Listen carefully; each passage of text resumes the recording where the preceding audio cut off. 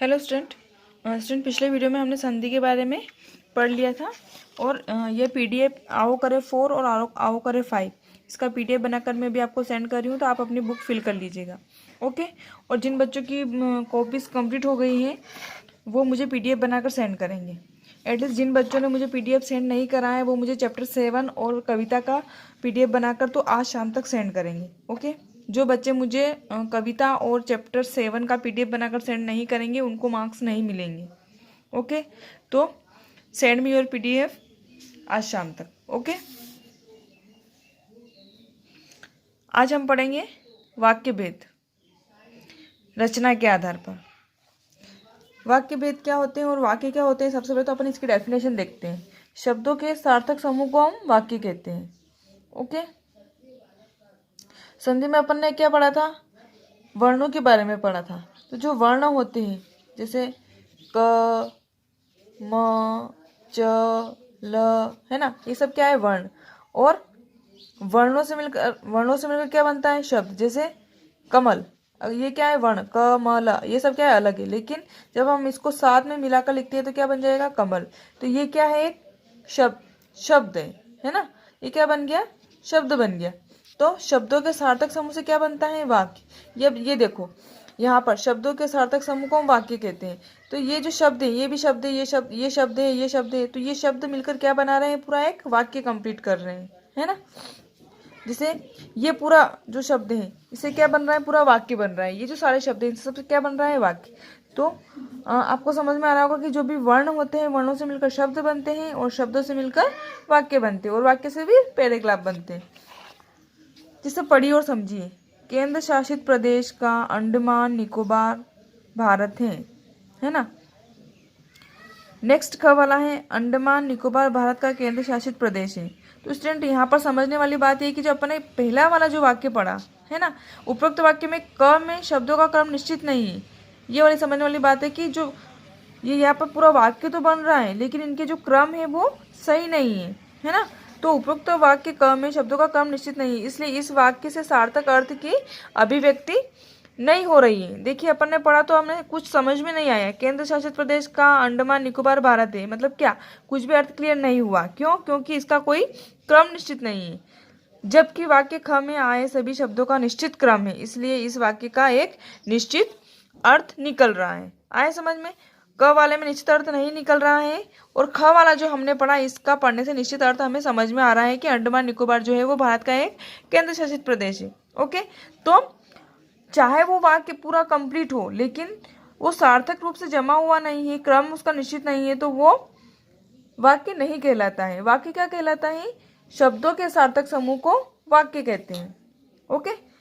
शब्द तो होने चाहिए लेकिन उनका क्रम व्यवस्थित निश्चित जमा हुआ होना चाहिए, तो ही वो हमें अच्छा सही अर्थ समझ में आएगा उसका। अब देखो ध्यान देने योग्य बातें कौन सी? कभी कभी एक अथवा दो शब्दों में ही पूरा भाव स्पष्ट हो जाता है।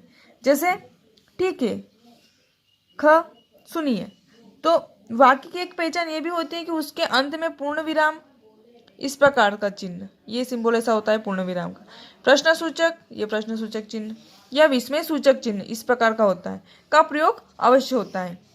अगर कोई वाक्य है, जरूरी नहीं है कि वो पूरा या बड़ा वाक्य हो या कुछ, ऐसा कुछ नहीं है। अगर पूर्ण विराम लगा है, क्वेश्चन मार्क लगा है या विस्मय सूचक चिन्ह लगा है इस प्रकार का, तो वो भी वाक्य की श्रेणी में आता है।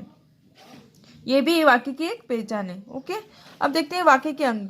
वाक्य के अंग कौन कौन से होते हैं? उद्देश्य और विधेय। आए समझ में? वाक्य के दो अंग होते हैं, उद्देश्य और विधेय। अब देखते हैं उद्देश्य में क्या होता है। वाक्य में जिसके बारे में कुछ कहा जा रहा है उसे उद्देश्य कहते हैं। जैसे रंजित बाजा जा रहा है, जैसे रंजित बाजा जा रहा है, तो इस वाक्य में रंजित के बारे में बात कही जा रही है, अतः यहाँ रंजित उद्देश्य है। जिसके बारे में बात की जाती है वो क्या होता है? उद्देश्य। मीन्स जो कर्ता होता है, कहने का मतलब जो कर्ता होता है वो वाक्य का उद्देश्य होता है। जैसे अब देखो विधेय, वाक्य में उद्देश्य के बारे में जो कुछ कहा जा रहा है उसे विधेय कहते हैं। फर्स्ट वाले वाक्य में क्या बताया था? उद्देश्य के बारे में, वाक्य में जिसके बारे में कुछ कहा जा रहा हो, जिसके बारे में कहा जा रहा हो उद्देश्य होता है, और वाक्य में उद्देश्य के बारे में जो कुछ कहा जा रहा है वो विधेय होता है। आए समझ में? जैसे रवि गाना गा रहा है, तो इस वाक्य में गाना गा रहा है, उद्देश्य रवि के बारे में कहा जा रहा है है ना। उद्देश्य क्या है इसमें, रवि, तो रवि के बारे में कहा जा रहा है ना, कि रवि क्या कर रहा है कि गाना गा रहा है, तो ये गाना गा रहा है, ये क्या हो गया, वाक्य का विधेय हो गया। आया समझ में। जो वाक्य का कर्ता होता है वो उद्देश्य होता है, जो पीछे जो सेंटेंस बचता है गाना गा रहा है, ये क्या हो गया, विधेय। और बाजार जा रहा है, ये भी क्या हो गया, विधेय। और रवि क्या हो गया, उद्देश्य। ठीक। अब वाक्य के भेद, रचना के आधार पर और अर्थ के आधार पर। वाक्य के भेद दो प्रकार से किए जाते हैं, वाक्य के आधार पर और सॉरी अर्थ, रचना के आधार पर और अर्थ के आधार पर। ओके, इस पाठ में हम रचना के आधार पर वाक्य के दो भेदों को जानेंगे। रचना के आधार पर वाक्य के तीन भेद होते हैं, सरल वाक्य, संयुक्त वाक्य और मिश्रित वाक्य। अब देखते हैं फर्स्ट वाला, सरल वाक्य। जिस वाक्य में एक विधेय होता है उसे सरल वाक्य कहते हैं। जैसे मोहन पढ़ रहा है, तो मोहन क्या हो गया, उद्देश्य, और पढ़ रहा है क्या हो गया, विधेय। तो इस प्रकार के वाक्य, जिस वाक्य में एक ही विधेय होता है उसे सरल वाक्य कहते हैं। विधेय कौन सा, ये जैसे पढ़ रहा है तो इसमें एक ही विधेय है।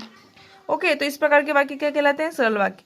नेक्स्ट है संयुक्त वाक्य। जिस वाक्य में दो या दो से अधिक स्वतंत्र उपवाक्य योजक शब्दों से जुड़े होते हैं उसे संयुक्त वाक्य कहते हैं। जैसे बादल गरजे और वर्षा शुरू हो गई, तो बादल गरजे क्या है, उपवाक्य है ना, और वर्षा शुरू हो गई ये भी क्या है, उपवाक्य।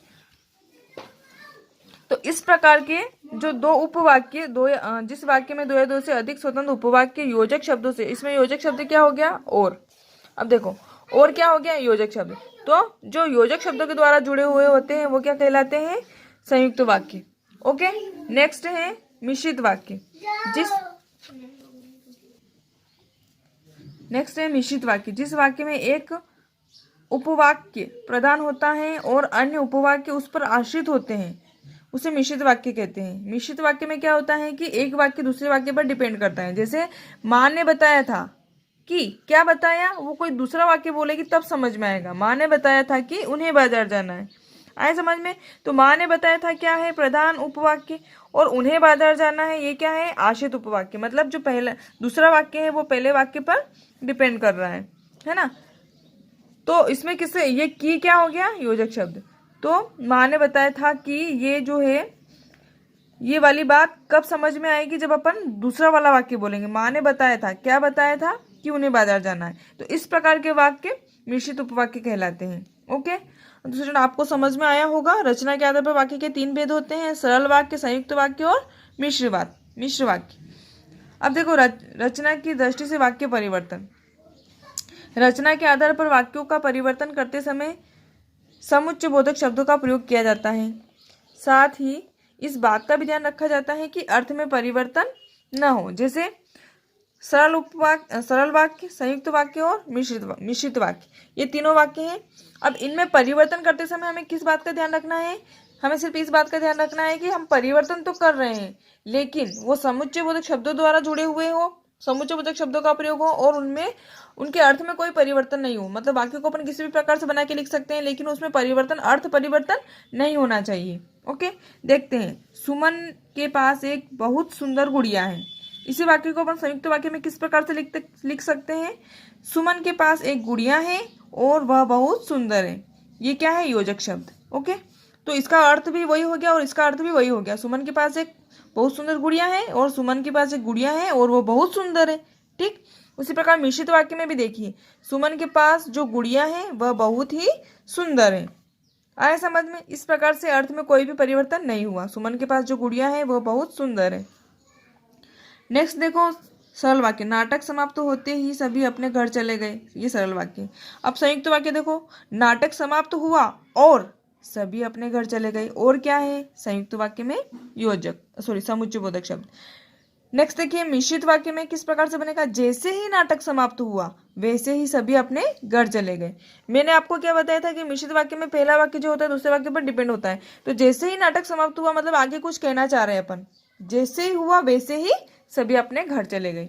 ओके, नेक्स्ट है, पिताजी ने बाजार में फल खरीदे। अब इसका संयुक्त वाक्य कैसे बनेगा, पिताजी बाजार गए और उन्होंने फल खरीदे, ये क्या है, समुच्चय बोधक शब्द। अब देखो मिश्रित वाक्य, पिताजी बाजार गए जहां उन्होंने फल खरीदे। इस प्रकार से मिश्रित वाक्य भी बनता है।